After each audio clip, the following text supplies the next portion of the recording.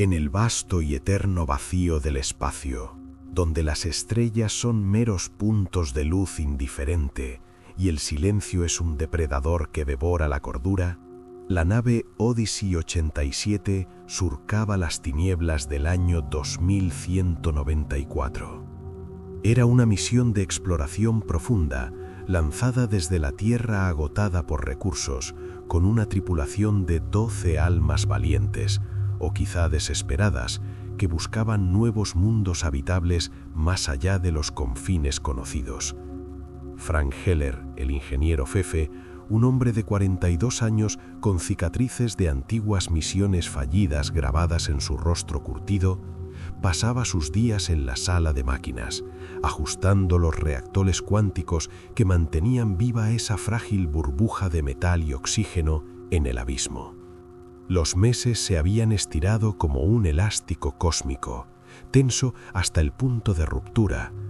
No había señales de vida, ni planetas prometedores, solo el zumbido constante de los sistemas automáticos y el ocasional crepitar de interferencias estáticas en los radares. El silencio cósmico era opresivo, un peso invisible que aplastaba los espíritus. Frank lo sentía en sus huesos.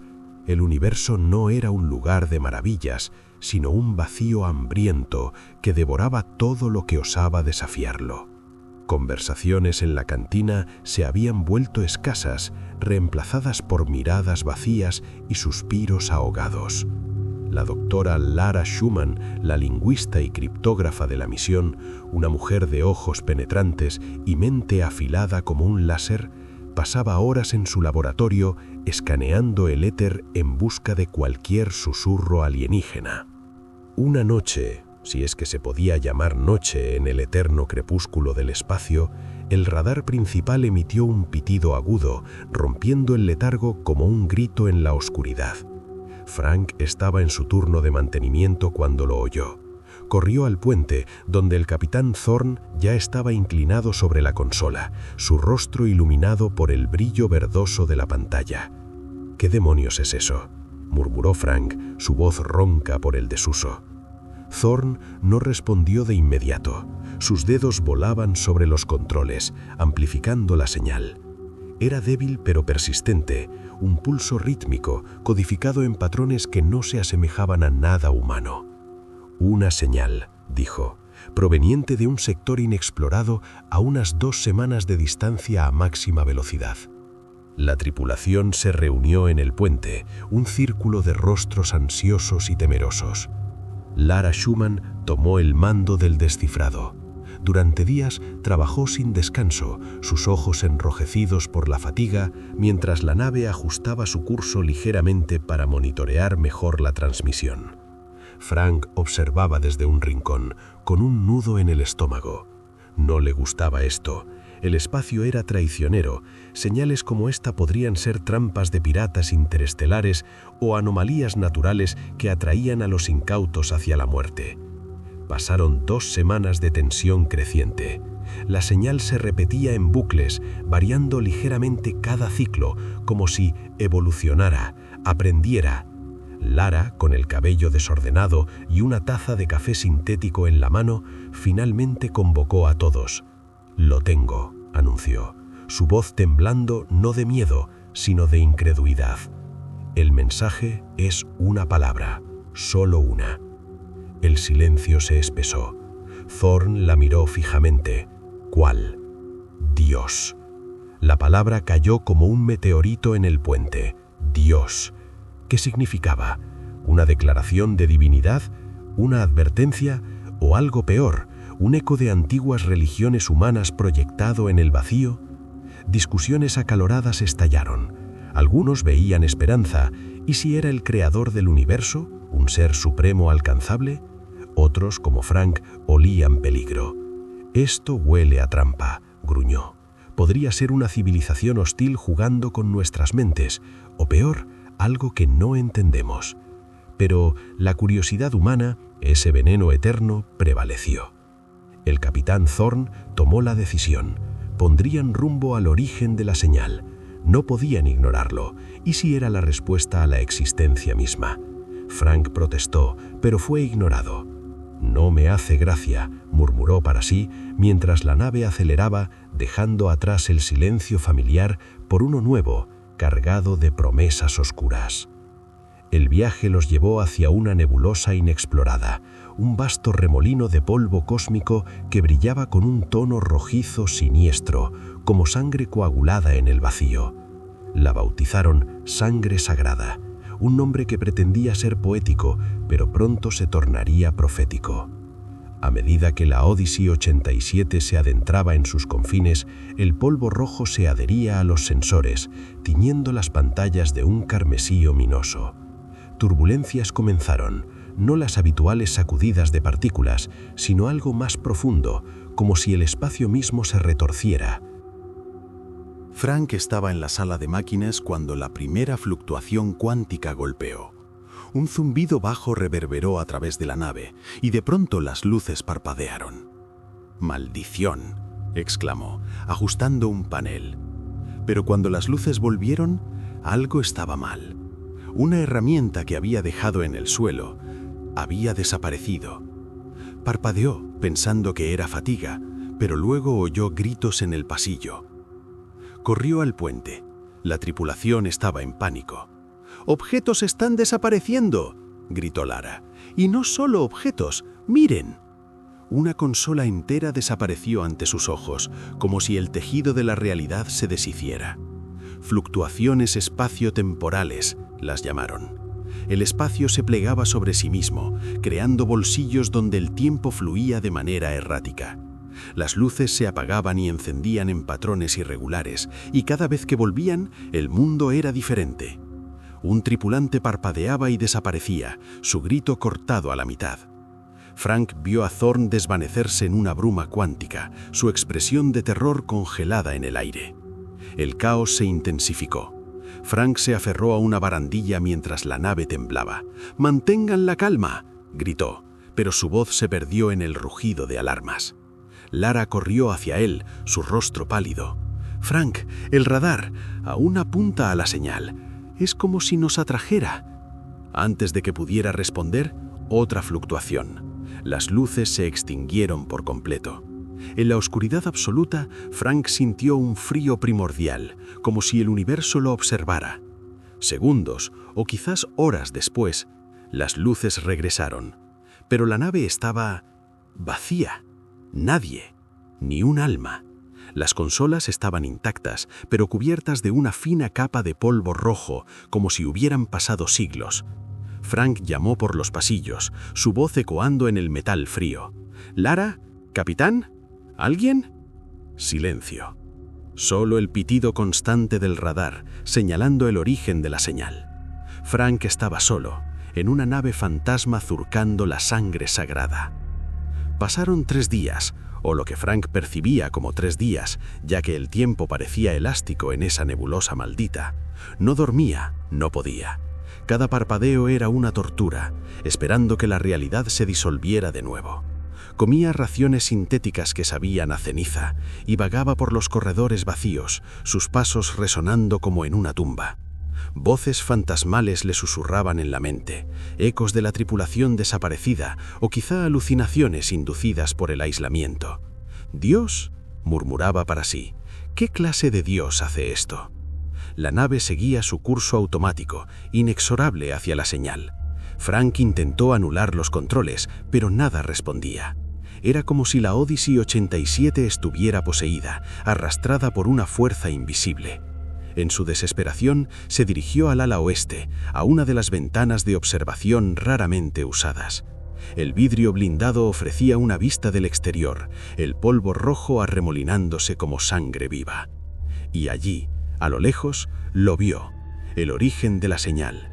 No era un planeta, ni una estación espacial. Era una criatura, monstruosa, de proporciones bíblicas, más grande que un planeta rocoso, flotando en el vacío como un leviatán primordial. Su forma era indescriptible, un amasijo retorcido de carne y vísceras, pulsando con una vida obscena. Tentáculos de tejido orgánico se extendían por kilómetros, entretejidos con venas que latían con un fluido luminoso, rojo como la nebulosa.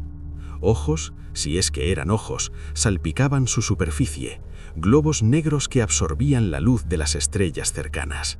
No tenía forma definida, era un caos viviente, un tumor cósmico que desafiaba la geometría euclidiana. Parecía que el universo mismo se había coagulado en esta abominación, un ser que existía más allá de la comprensión humana. Frank retrocedió, su corazón martilleando. «¿Dios?», susurró horrorizado. ¿Era esto el creador o una trampa? Un señuelo dejado por una civilización antigua y hostil para atraer a presas curiosas. ¿La señal había sido enviada por esta cosa? ¿Era inteligente o solo un instinto predatorio como el canto de una sirena en el mar? La nave no se detenía. Los motores rugían, impulsándola directamente hacia la bestia. Frank aporreó los controles, gritando maldiciones, pero era inútil.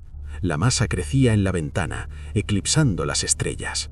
Un tentáculo se extendió perezosamente, como si oliera el acerco de la Odyssey 87.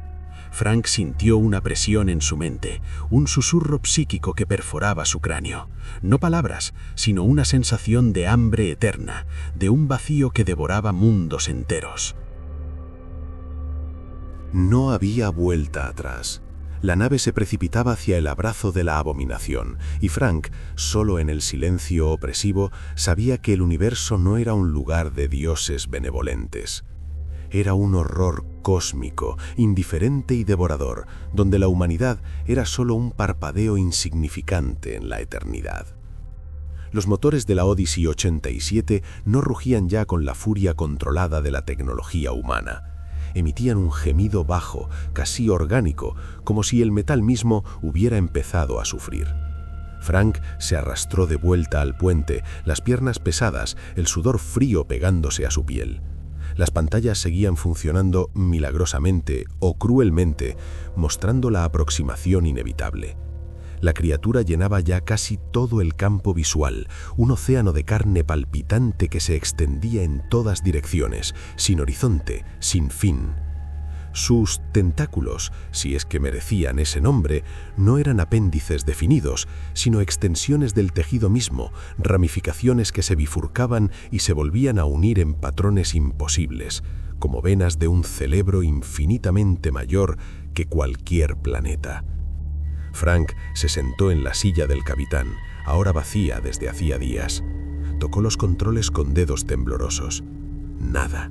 Ni override manual, ni emergencia, ni siquiera el sistema de autodestrucción respondía.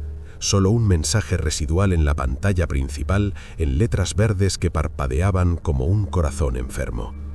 Acercamiento al origen. Protocolo de contacto iniciado. Contacto. La palabra le provocó una risa seca, rota, que se convirtió en tos. ¿Contacto? Esto no era contacto, era ingestión. De pronto, la nave tembló con violencia, no por turbulencia, sino por algo que la sujetaba. Un sonido nuevo invadió el casco, un crujido húmedo, como si miles de bocas se abrieran y cerraran al unísono contra el blindaje exterior. Frank corrió a la ventana del puente. Lo que vio le arrancó el aire de los pulmones. La abominación no se limitaba a flotar, se movía hacia ellos, o más bien se reconfiguraba, reabsorbía distancia. Miles de filamentos rojos, finos como hilos de sangre solidificada, se habían extendido desde su masa central y ahora envolvían la Odyssey 87 como una telaraña viviente.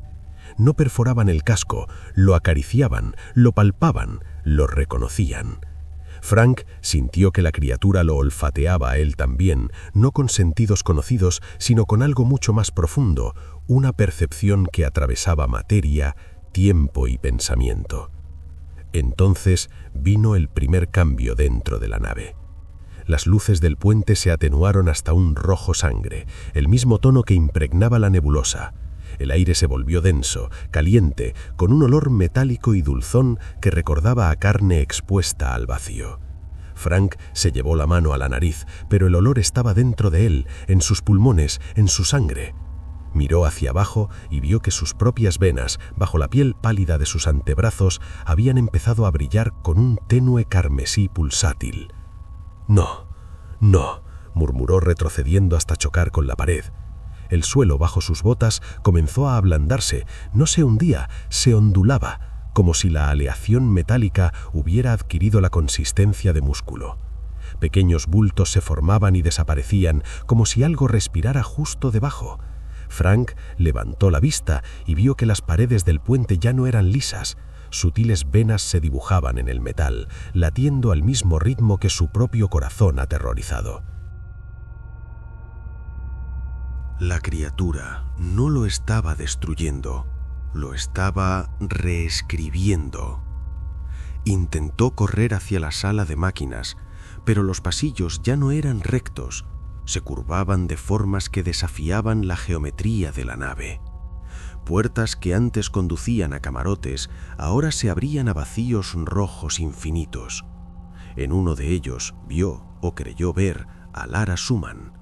Estaba de pie, de espaldas, inmóvil. Cuando se giró, su rostro ya no era humano.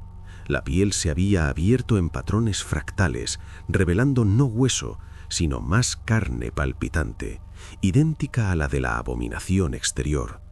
Sus ojos eran pozos negros que absorbían la luz. No habló, solo sonrió, una sonrisa que se extendía más allá de los límites de una boca humana. Frank gritó y cerró la puerta de golpe, pero el grito no era solo suyo, resonaba en todas partes, en las paredes, en el aire, en su propia cabeza. Miles de voces, todas suyas, todas aterrorizadas, todas resignadas. Se derrumbó en el suelo del pasillo, jadeando. El tiempo ya no tenía sentido. Minutos, horas, siglos, todo se fundía. Recordó fragmentos de su vida en la tierra, el olor a lluvia en Valencia, el tacto áspero de las manos de su madre cuando era niño, la primera vez que vio las estrellas desde un observatorio y sintió, por un instante, que el universo era hermoso. Ahora entendía que esa belleza había sido una ilusión, una cortina piadosa que ocultaba la verdad. El cosmos no era indiferente, era hambriento. Y él era alimento. Un nuevo sonido lo sacó de su letargo, un latido. No el suyo, más grande, más lento, resonando a través del casco como un tambor primordial. Cada golpe hacía vibrar sus huesos, sus órganos, sus pensamientos. Con cada latido sentía que una parte de él se desprendía, un recuerdo, una emoción, un fragmento de identidad. La abominación no lo devoraba físicamente, lo digería desde dentro, absorbiendo lo que lo hacía Frank Heller, lo que lo hacía humano.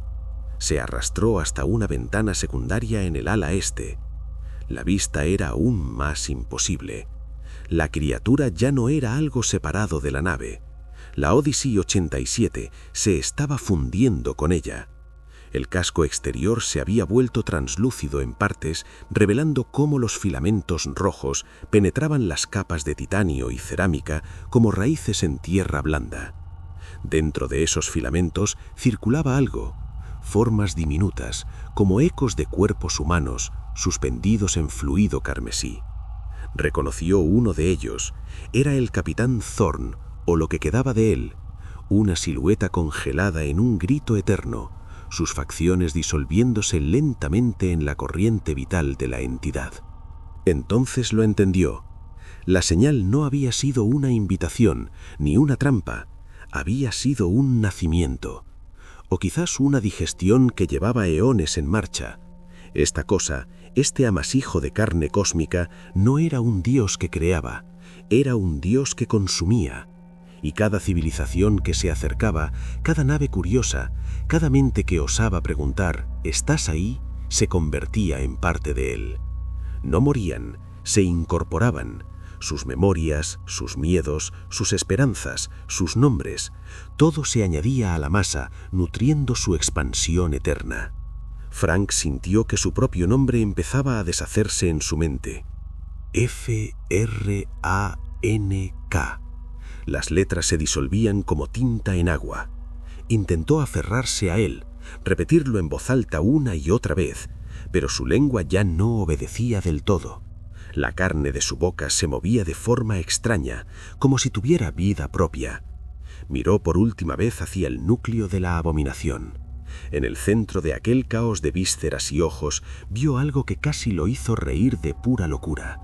Una luz diminuta, blanca, pura. Un punto de luz que no pertenecía a la masa roja.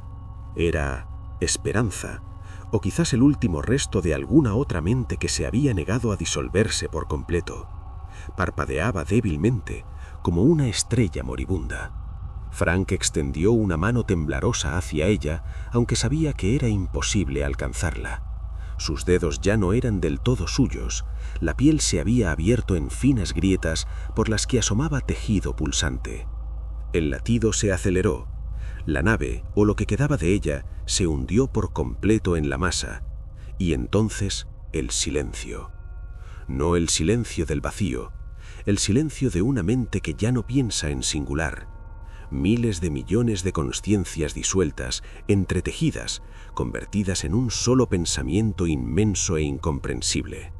En algún lugar, muy lejos, en otra nebulosa, en otro siglo, una nueva señal comenzó a emitirse, débil al principio, codificada en patrones que ninguna mente humana reconocería aún, pero que, inevitablemente, atraería a los curiosos.